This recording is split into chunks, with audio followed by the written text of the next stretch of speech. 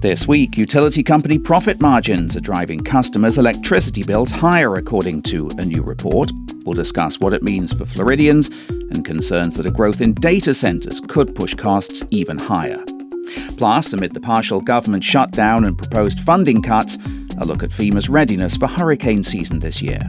This is Talking Central Florida.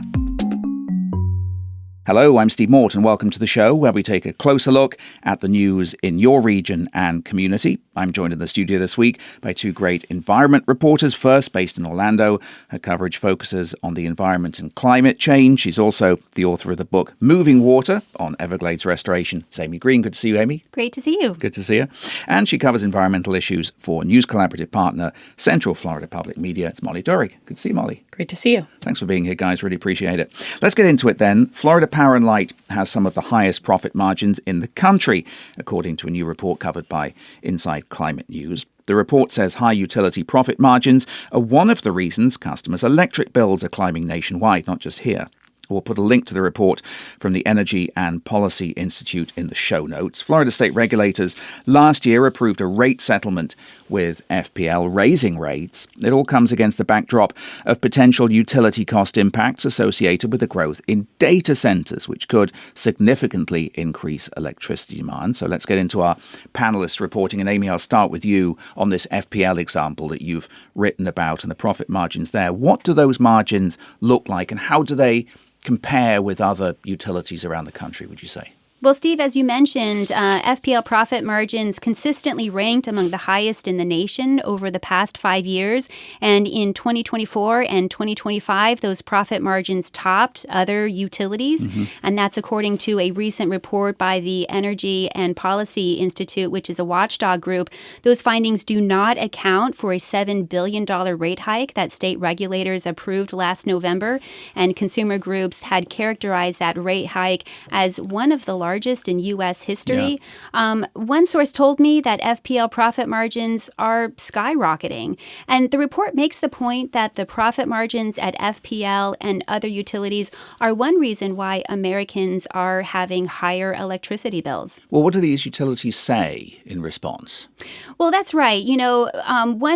There are other causes for the higher electricity bills that we're seeing in our country. One cause is fluctuating prices for natural gas, which in Florida, we see that a lot at the moment. Yeah. Right. In Florida, natural gas is our primary energy source. Utilities are investing in infrastructure like power plants and transmission lines, and disasters like hurricanes are forcing repairs to the grid. And of course, hurricanes are intensifying because of fossil fuel emissions and how those emissions are warming the global climate.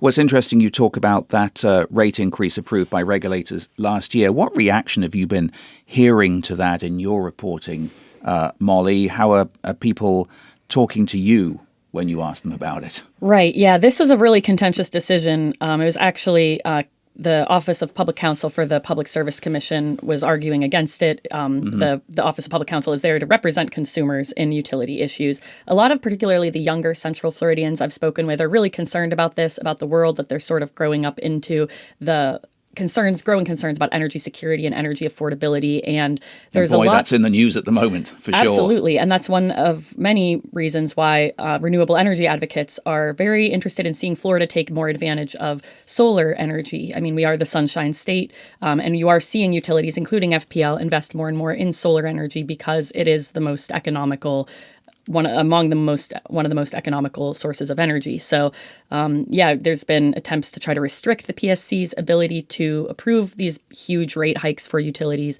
and particularly restrict the ability of these utilities to profit off of the rates that customers are paying. So there's a lot of concern. Yeah. Some years ago, I had the opportunity to take a tour of one of these solar farms. I believe it was an FPL solar farm in Southwest Florida for some reporting that we were doing. And boy, it's massive. They just take up a huge amount of land. Florida lawmakers expressed concern in the most recent legislative session. This kind of goes to what you were talking about with this cost of living issue and the pushback to that, Molly, over the potential for consumers to see rate hikes.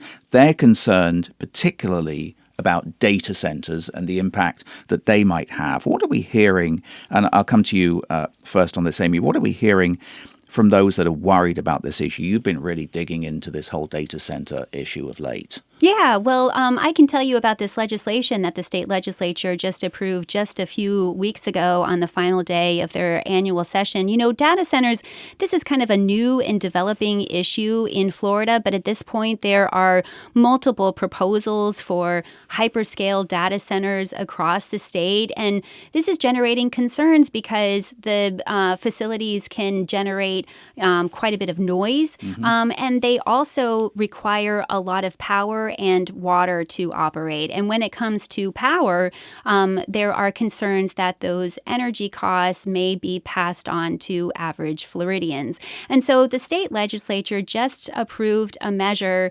to try to protect ratepayers from those energy costs associated with data centers. Now, will the measure be effective at doing that? That's kind of an open question. The legislation, it establishes as state law that higher energy costs associated with data centers cannot be passed on to ratepayers. That's the state law at this point in Florida. However, when it comes to implementing this policy, it kind of leaves it to the utilities, or the way it's written, it leaves it to the utilities to implement this policy.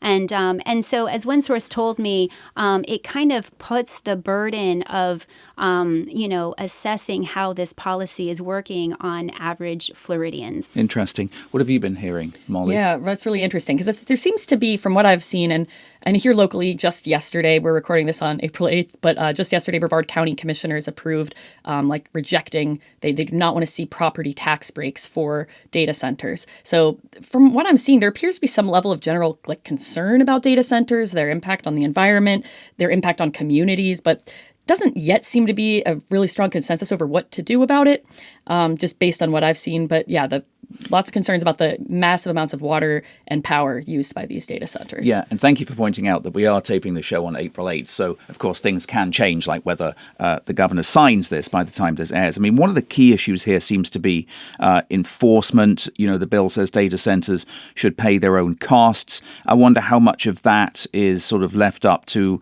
the utilities and regulators to figure out. Do we know? That's right. Well, so the way the measure is written, it requires electric providers to file documents on how they intend to comply with the measure by October 1st with the Public Service Commission. And of course, the Public Service Commission is the state agency that oversees the state's utilities. And so my source told me that at that point, a public comment period would follow. And that is when Floridians would have an opportunity to weigh in on these plans for complying with this measure. You know, another thing to consider, how this measure is implemented, it also will depend on local governments because the local governments are responsible for the comprehensive planning and land development regulations. When it comes to AI and data centers and all of these kinds of issues that we're dealing with in 2026, I mean, is there much of a consensus amongst lawmakers about how to deal with it? We're all trying to wrap our heads around the technology in the first place, presumably when it comes to dealing with it and regulating it. This is a significant challenge for lawmakers who are also learning along with the rest of us. Yeah, exactly. Like I said, I mean, it seems like there is some general level of concern about these things, although you also see some lawmakers leaning into, the powers of AI.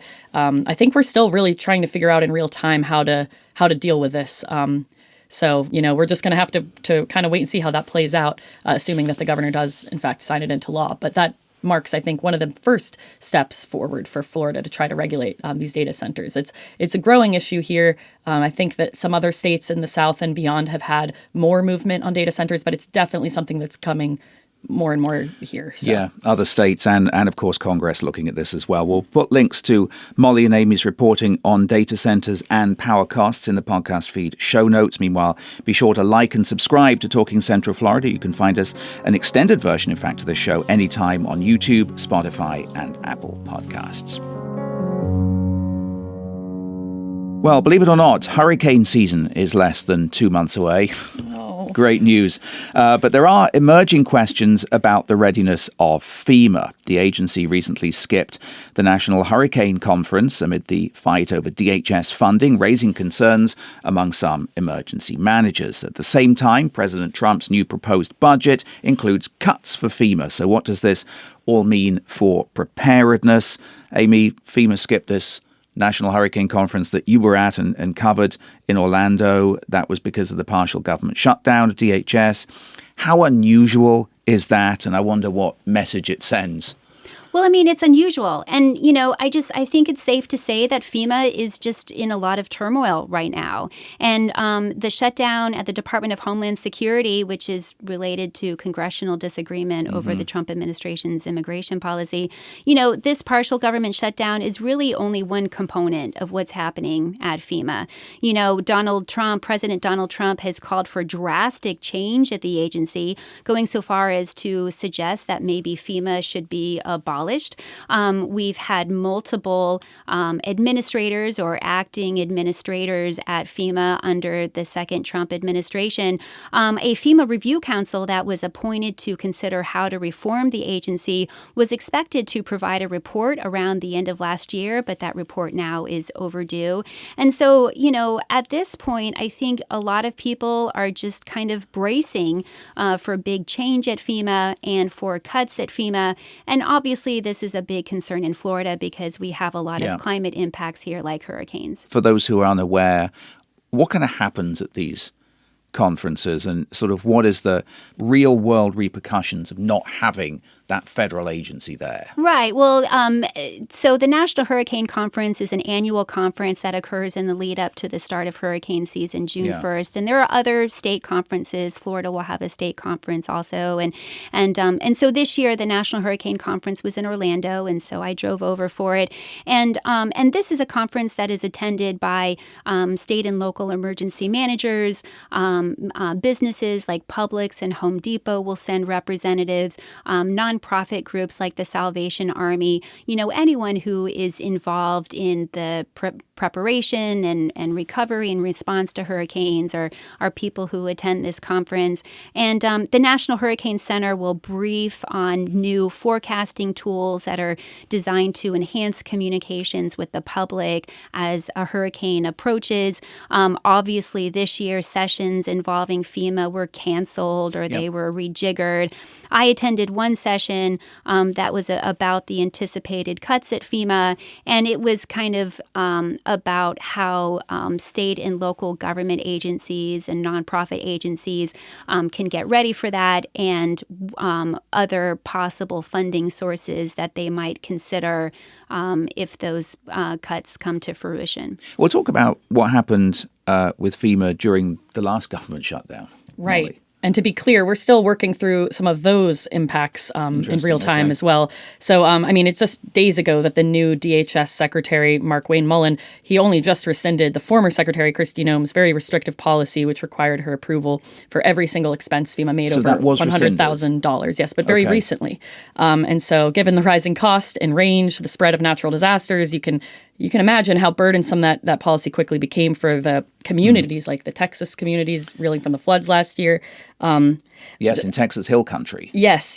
And just back in October 2025, which feels like years ago, but really wasn't, the government shutdown at that time froze FEMA's National Flood Insurance Program, and Florida has more policies under that program than any other state. That didn't affect existing policies, but it did stop the program from issuing new flood insurance policies or renewing ones that were coming due. So, I mean, with hurricane season coming up, flood insurance, something on everyone's mind. That was something that happened in October, but yeah, you could just see the multitude of factors complicating things for FEMA. That's interesting because that flood insurance thing is part of how states prepare in the long run. And Florida and other flood-prone states, you know, really rely on that vital long-term planning and protections that FEMA provides, I guess, even outside of hurricane season. And you've kind of reported on this, Molly. I wonder how FEMA generally sort of helps communities assess risk before disasters occur, and do we have an idea of how these kinds of cuts have affected that work?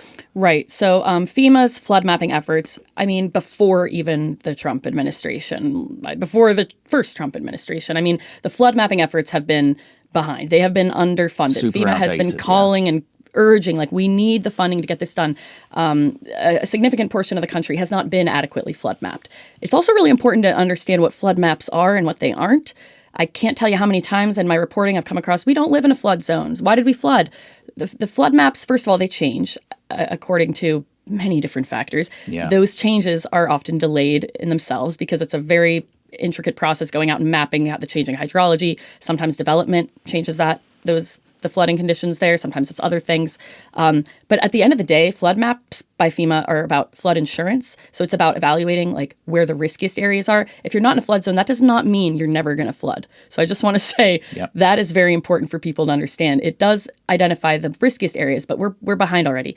Under former President Joe Biden, FEMA's mapping committee was almost done with its annual report on how the nation it draws its flood maps, where we are. And in January of last year, the Trump administration axed all those advisory committees, and that report never published. So that would have been the 2024 report. So yeah, we're behind we're already behind, and now we're more behind, basically. So is the thought that decision sets back the process of redrawing those maps? Right. And exactly. And as you can see, it's already kind of it's not an instant process, right? You don't just instantly say, oh, we had a flood there. Okay, now they're updated. I mean, it takes some time in a best case scenario. Yeah. And we do not have a best case scenario in this situation. We have an agency that desperately has been needing more resources, doesn't need to have fewer resources to get this done. Well, we'll keep an eye on what forecasters have to say about this hurricane season forthcoming in Florida, but fingers crossed it won't be too bad for our state. We'll put links to the reporting we're talking about here in the show notes. We'll also put up FEMA's statement on funding and disaster readiness and the report from undark.org on the disbanded FEMA advisory group on flood maps that Molly was just talking about. Be sure to join us on social media, meanwhile, for more discussion on the reporting we're talking about on the show. We're at Talking Central Florida on Instagram, Facebook, and TikTok. Okay, Everglades restoration is helping fight climate change, according to a new report, even as development and policy decisions raise new concerns about the future of the River of Grass. We'll put a link to that study in the show notes. It comes against the backdrop of an expanded state role in Everglades restoration, which we'll get to in just a moment. And this is really your bailiwick on the Everglades, Amy. Just tell us about the research you recently wrote about the Everglades, on restoration and climate change. What does it actually show? Yeah, well, as you said, the research shows that restoring the Everglades can actually help save the planet from climate change. So how neat is that? The research was published in the Proceedings of the National Academy of Sciences, and it shows that the Everglades absorb enough carbon dioxide annually from the atmosphere to equal about 10% of the emissions coming from Florida waterways. Wetlands in general store a lot of carbon in their soils, and so that has prompted scientists to investigate their potential as a nature-based solution to the fossil fuel emissions that have accelerated the planet's warming since the industrial age and led to impacts like more extreme disasters and hurricanes. Interesting. I mean, the state and the Army signed an agreement, right, last year on kind of speeding up Everglades restoration, which, based on what you're saying here, becomes even more important. We'll put a link in the show notes to that memorandum between the state and the Army. What does this agreement mean for the state's role in this effort? Well, Steve, I think this is just kind of a head scratcher for a lot of people. So Governor Ron DeSantis signed an agreement with the Trump administration to expand the state's role in Everglades restoration and expedite projects, specifically a large reservoir that's under construction south of Lake Okeechobee called the EAA Reservoir. And DeSantis has described this reservoir as the crown jewel of Everglades restoration. Okay. This is kind of a groundbreaking moment in the history of Everglades restoration because historically, Everglades restoration has always been shared evenly between the federal and state governments. And so I think a lot of people have been wondering what this means to this massive multi-billion-dollar effort to save Florida's Everglades. And there just really hasn't been a lot of answers from the Trump administration or the DeSantis administration. I think it's worth pointing out that DeSantis announced this agreement last summer at around the same time alligator Alcatraz began operating in the Everglades. And of course, that was a time when the DeSantis administration faced a lot of criticism over potential environmental impacts that pollution migrant detention center would have on the fragile Everglades, and the environmental groups filed a federal lawsuit over that. And so, it could be, there could be a component hear of DeSantis kind of trying to burnish his green credentials. But one source I talked to speculated that this agreement could be part of a broader effort on the part of the federal and state governments to kind of put more responsibility or more onus on the state government when it comes to projects as a means of bypassing federal environmental regulations. And we saw this with Alligator Alcatraz, where that was a facility that was constructed by the state with the promise of federal dollars, and it was constructed before there was any federal environmental assessment. And that's the reason why environmental groups are suing over that. And so this source speculated that, it's possible we're seeing this again when it comes to projects that are part of Everglades restoration. I mean, why does the state say it wants an expanded role? Yeah, Governor Ron DeSantis has been very clear. He's described it as frustration with federal regulations and requirements. He's described it as bureaucracy and red tape that just hold up the process of getting the work done. In a way that makes sense, critics would say those regulatory mechanisms like the Federal Environmental Impact Study Amy was just talking about, those are crucial for ensuring that restoration projects like this, of which there really are none because the Everglades Restoration Project is one of a kind, but you can apply it to other environmental restoration projects. You want to make sure that it happens responsibly. And critics have expressed concerns that, Governor DeSantis is a developer-friendly governor and that, are these developments is the restoration going to happen in a responsible way for the environment? Is it going to favor developers?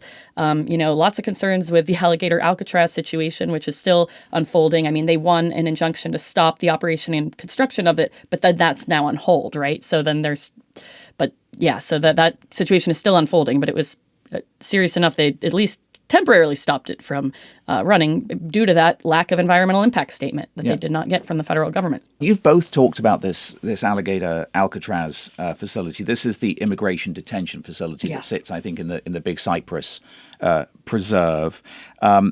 There was a state-commissioned environmental assessment, right, on this facility that took place. And you've actually been studying those documents. You talked a little bit before, Amy, about the concerns from activists about, pollution, concerns from the Miccosukee tribe as well. But what is in those documents that you've been studying? What jumps out to you from that assessment? Right. So that environmental assessment, it was among 3,000 documents that were part of this massive document dump that was part of this litigation that the environmental groups are engaged in over Alligator Alcatraz with the federal and state governments. And so, as you said, we talked about how there was no federal environmental assessment performed before Alligator Alcatraz was constructed. Well, these documents show that the state commissioned an environmental assessment that was conducted after Alligator Alcatraz was constructed. And so this environmental assessment, it did raise some concerns about air pollution associated with vehicle use at the facility and also with the continuously running generators that power the facility. And the report said that those emissions exceed regulatory thresholds. But Steve, the report contained a lot of oversights. For one thing, when it came to socioeconomic impacts, the report failed to acknowledge the nearby tribal lands, as you mentioned, of the Miccosukee tribe, who regard the Everglades as sacred. The report said that the closest school was 32 miles away in Everglades City. Well, there's a school 10 miles away that is a Miccosukee school, and I've been to that school, I've visited that school, and I can verify that school is there and it exists. And when it came to other environmental impacts, impacts to federally protected and state protected species, plant and animal species, the report was kind of dismissive about those potential impacts. And those species include animals like the Florida panther, which is the official state animal. Yeah, and you and I have talked before in different forums about how the state responds to that criticism, that the state has sort of pushed back, hasn't it, against the concerns of environmentalists. The governor himself has said the environmental impacts really on the Everglades are pretty minimal. That's right. So when it comes to alligator Alcatraz, the federal and state governments say that the environment, well, first of all, the government agencies argue that it is a state facility and not a federal facility, and that Yes, makes that's a it point of exempt discussion, from yeah. federal environmental regulations. And so that's an important point that the environmental groups and the government agencies are going to be hashing out in the courts. The government agencies also say that the environmental impact is minimal because the facility was built on the existing footprint of a landing strip there in the remote Everglades. But we know based on these documents that were released, that a lot of new infrastructure has been installed at that site to accommodate this facility. There's been new paving, wastewater being trucked out, large staff there, again, the vehicle emissions, air, light pollution. There's a lot of impacts there. I just want to wrap up this section on the Everglades by sort of taking a 10,000-foot view here. We talked a little bit about the changes to the balance between the state and the federal government in terms of the Everglades restoration effort. But you've covered Everglades restoration for years, right, Amy? And I wonder how beyond that specific change, how you've seen those restoration efforts change over the years. It seems like it's a constantly evolving effort. Oh, you're right. Yes, I've covered the Everglades for a long time. As you said, I wrote a book about the Everglades. It's called Moving Water. You can get it on Amazon if there are any listeners who are interested. Nice plug. I like that.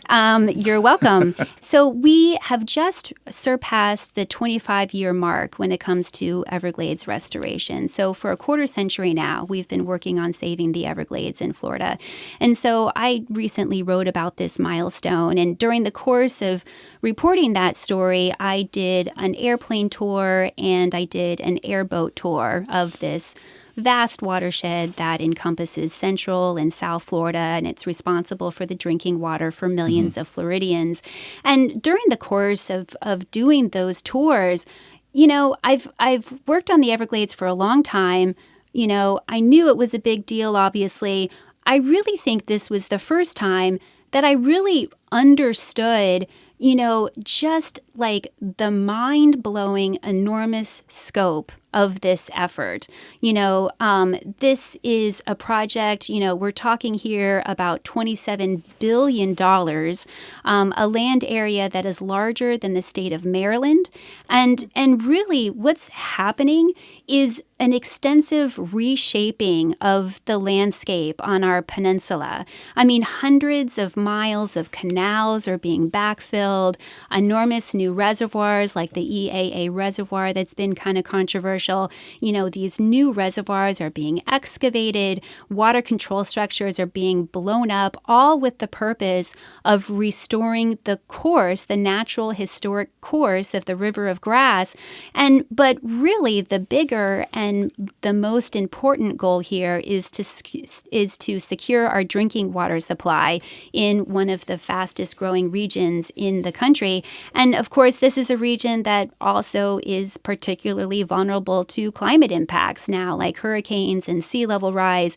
And so, you asked about how this effort has evolved over the years, and that's a big component of how this effort is evolving. Those climate impacts are making the effort more urgent.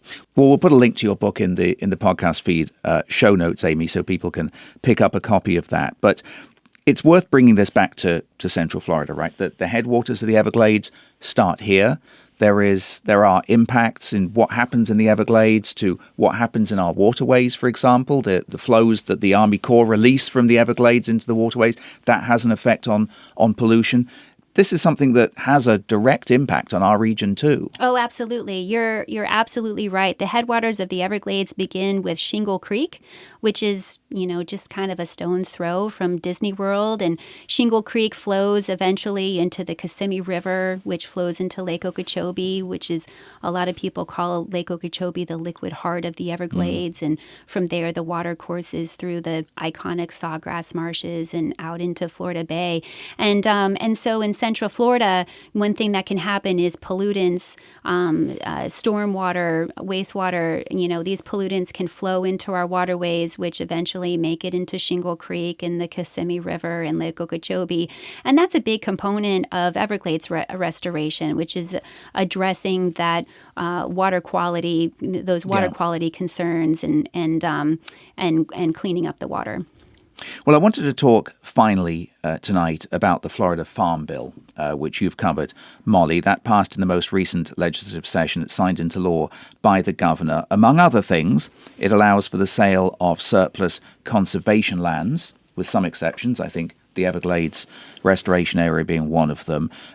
You've reported on this pretty extensively, Molly. Just outline the main parts of that bill and that concern conservation lands. Right. So as you mentioned, this allows the state to declare certain conservation land as surplus, kind of means extra, and sell it to be used for agricultural production according to the terms of an easement. Easements can be a great conservation tool. They're used very often to help keep working land, keep agricultural land from being developed. And I mean, once you pave over any kind of land, natural land, it's really hard, if not impossible, to get it back. So that is an important part of Florida's land conservation efforts. However, easements are voluntary legal agreements between like a willing seller and the buyer, so in this case, the state, and they are meant to be effective in perpetuity, to protect that land in perpetuity. And we have seen split oak forest being just one example. That is not always what ends up happening.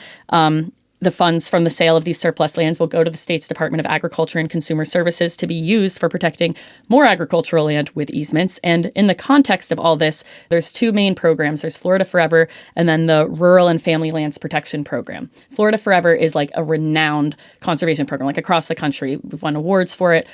That's how Florida evaluates which lands should be protected and buys them outright. Like they own the land. And that is generally how we have our parks and preserves and publicly accessible lands. Right now, the lawmakers have not agreed on a budget, but the latest proposal was really shortchanging Florida Forever. It's supposed to get $100 million every year by state law. The latest proposal was setting aside just $35 million versus $100, and setting that money aside not for buying lands outright, which is what Florida Forever does, but for acquiring development rights with conservation easements.